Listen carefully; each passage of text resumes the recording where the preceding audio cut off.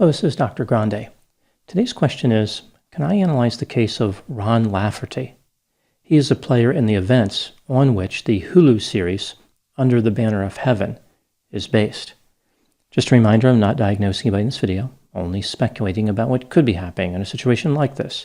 If you enjoy this video, please like it, subscribe to my channel, and consider supporting me on Patreon. I will put the link to Patreon in the description for this video.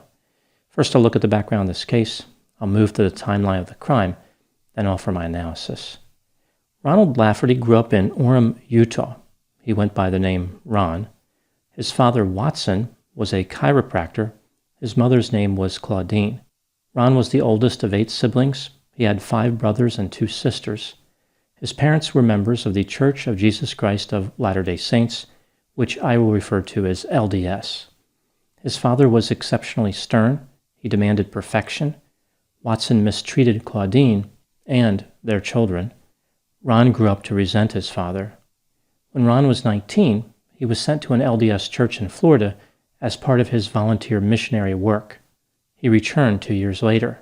About 6 months after this, he married a woman named Diana Sayer. They would go on to have 6 children. Ron worked in construction. Prior to 1982, people who knew Ron described him as a family man and a prominent member in the community. Ron's behavior changed drastically in 1982 and 1983. He started spending more time with his younger brother, Dan, who had developed some unusual beliefs.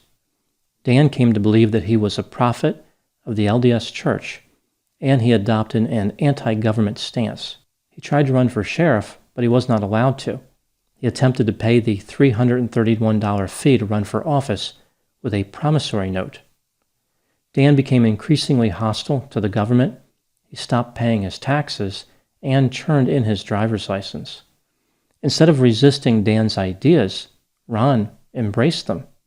In 1982, Dan was excommunicated from LDS for trying to marry his 14-year-old stepdaughter.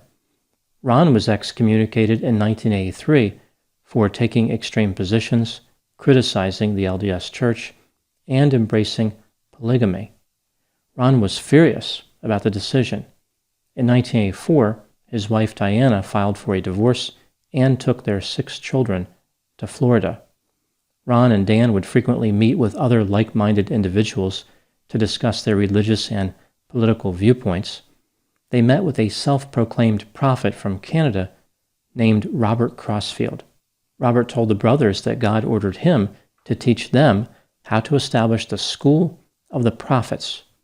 Even though Dan was the first one to exhibit delusional thinking, Ron became the leader of the school of the prophets. Ron considered himself the voice of God, and Dan was the hand of God. So they had a voice and a hand. However, notably absent was any type of brain. Ron believed that he was ordained during a previous life to fulfill a special purpose. Ron and Dan claimed they received revelations directly from God. According to Ron, one of these revelations indicated that his ex-wife Diana was married to the devil in a previous life. The devil was now jealous and angry because Diana had married Ron. This is why the devil decided to cause problems on the earth, like disease, hunger, and war. Ron claimed to receive another revelation in the spring of 1984, which he referred to as the removal revelation.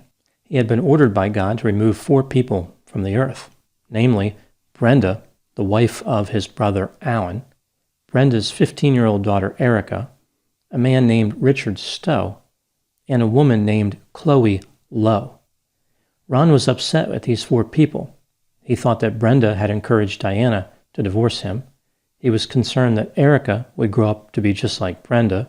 Richard had helped Diana receive financial aid from the LDS Church and was a member of the church council, which excommunicated Ron. And Chloe was a friend of Diana's who assisted her in leaving. On March 13, 1984, Ron claimed to receive another revelation, which supported the removal revelation. Other members of the School of the Prophets were starting to grow concerned that Ron really wasn't receiving revelations. Rather, he just wanted to murder 4 people who he had a vendetta against. The School of the Prophets disbanded due to conflict involving this issue. Ron and Dan continued to believe in the revelations, but Brenda managed to save Alan from the group. He had also been pulled into the belief system for a while. Ron and Dan moved away. Everything seemed to be going back to normal in the lives of Brenda and Alan. On July 24, 1984, Ron and Dan picked up two hitchhikers named Chip Carnes and Ricky Knapp. All four men planned on traveling to Salt Lake City, Utah. Ron stopped by his brother Mark's house to pick up a rifle. The group then drove to Alan's apartment. Ron exited the vehicle alone and knocked on the front door. No one answered. The men departed and started driving towards Salt Lake City. They had not traveled far when Dan decided to return to Alan's apartment. This time, Dan knocked on the door and Brenda answered. Dan pushed his way into the apartment. Ron joined him a few minutes later. Ron and Dan murdered Brenda by beating her, strangling her with the electrical cord from a vacuum cleaner, and slitting her throat. Dan murdered her daughter Erica by slitting her throat. The group of four men then drove to the residence of Chloe Lowe. She wasn't there, so they broke into her house and removed various items. The men then traveled to the residence of Richard Stowe. They missed the turnoff to his residence, so they decided to give up on fulfilling the rest of the removal revelation. It makes me wonder how committed these two men were to this removal revelation, that they would give up on fulfilling it because they missed a churn. I could picture Dan looking over to Ron and saying, "Hey, we just missed our churn. What about the removal revelation?" And Ron's like, "Yeah, that's important and all, but we would have to U-turn, drive all the way back. I don't even want to think about how much work that is." The group traveled to the town of Wendover and rented an apartment. The next night, Chip and Ricky left the apartment quietly and drove away in Ron's green station wagon. They disposed of a knife they found in the car and a bag of bloody clothing. The police started investigating the murders after Alan discovered the bodies. The police learned from a neighbor that a green station wagon had been in the area. The police spoke with Alan. He told them about the removal revelation. The police were shocked that he didn't contact them earlier or take any precautions. Alan was never charged in connection with the murders. Ron's station wagon was spotted and the authorities were notified. Chip and Ricky were arrested on July 30, 1984 in Cheyenne, Wyoming. Ron and Dan were arrested in Reno, Nevada on August 17 after someone called in a tip after seeing them there. The brothers were charged with murder. They were eventually found competent to stand trial. They were tried separately because Ron attempted to kill Dan in prison. In 1985, both men were convicted on all counts. Dan was sentenced to life in prison because one juror held out against the death sentence. Ron was sentenced to death. In 1991, Ron's conviction was overturned because the judge committed an error in a competency hearing. In 1996, Ron was tried again and found guilty. He was once again sentenced to death and selected the firing squad as the mechanism for fulfilling the state's version of a removal revelation. In the end, natural causes outran the bullets. Ron died on November 11, 2019. At the time making this video, Dan Lafferty is serving his life sentence. He maintains that he is a prophet and the end times are coming soon. Now moving to my analysis. The major issue in the court proceedings for Ron Lafferty was the mental health factors that may have been affecting him. Ron believed a spiritual war was going on. Evil spirits or travelers had come to earth and could inhabit living persons. The travelers inhabited many people involved in Ron's trial, including the judge, the jurors, the lawyers, and the witnesses. Ron said that he was a traveler trapped inside a physical body. He could form a reflector shield around his body and protect himself from evil. I guess this is like a deflector shield, except made of some type of mirror. Like the evil spirits could see themselves in the reflection, and they would run away in shame at their fashion choices. They would say to each other, "Why didn't somebody tell me my demon clothes were so out of style?" Ron believed that he had the ability to detect other travelers. He could repel these invaders using verbal and physical outbursts. This explained why he acted out in court frequently. He was simply trying to protect people from the evil spirits. Ron thought that there was a conspiracy between unseen spiritual forces, including the deceased father of the judge, the LDS Church, and the state. He was not a fan of his attorneys either. He said that one of them was his reincarnated sister, who became possessed by an evil spirit. Many mental health professionals assessed Ron Lafferty. Some said that Ron was unable to determine the boundaries between himself and spiritual beings. He was suffering from a religious martyr complex. His mind had created a paranoid pseudo-community involving the legal and social systems. There were several different opinions about what was happening with Ron as far as a diagnosis. One clinician said that he was psychotic and had cognitive problems. Another clinician said that Ron had a narcissistic personality and extreme religious and political views, but was not psychotic. Part of the rationale for this determination was that Ron had a sense of humor. Specifically, he would call his attorneys creative and offensive names. So the idea here is that a sense of humor cannot coexist with psychosis. This isn't true, but this is what they believed. After considering the input of the mental health professionals, the judge decided that Ron was not delusional.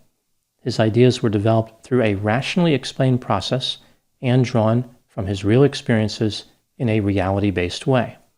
The judge believed that Ron exhibited warmth, reason, linear thought, and possessed a lively sense of humor. What was really going on with Ron Lafferty? This is just a theory, my opinion. Ron may have been affected by shared psychotic disorder. His brother Dan became psychotic first, and it was transmitted to Ron. This is not common, but when it does happen, it often occurs with siblings, perhaps because they spend a lot of time together and the shared genetic component. The content of Ron's psychosis was formed through his experiences. A few examples: his father had very strict LDS beliefs, and he was angry at his father. Ron was having financial problems, therefore the idea of not paying taxes was intriguing, and he was very interested in having sex with more than one woman, so the polygamy idea really connected with him.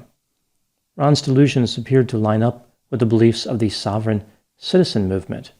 There were a number of similarities, like having an unusual view of currency, not respecting the government, being paranoid, and refusing to maintain a driver's license or pay taxes. I think the psychosis that affected Ron combined the sovereign citizen anti-government stance and paranoia with religious delusions, like he was a demon-reflecting prophet whose ex-wife had been married to the devil. Another component of Ron's delusions I find interesting is the parallel to the Lori Vallow-Chad Daybell case. That case also featured extreme LDS beliefs, the end times, previous lives, evil spirits who possessed people, prophets who had a special ability to detect evil spirits, and people being murdered. Ron's psychosis featured familiar delusional thinking, like delusions that have appeared in other cases.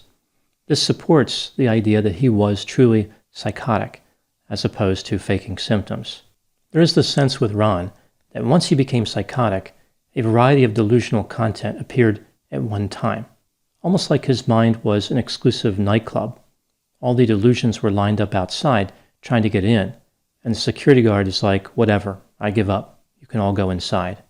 As is the case with many of these situations where a psychotic individual commits murder, we see that mental health assessment failed completely.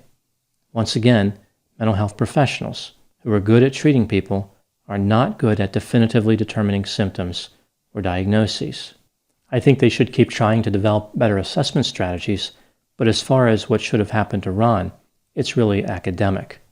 Ron Lafferty could never have been set free, whether he was psychotic or not. He was simply too dangerous.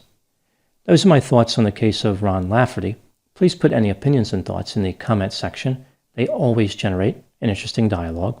As always, I hope you found my analysis as intriguing as out-of-style demons running away from a mirror in shame. Thanks for watching.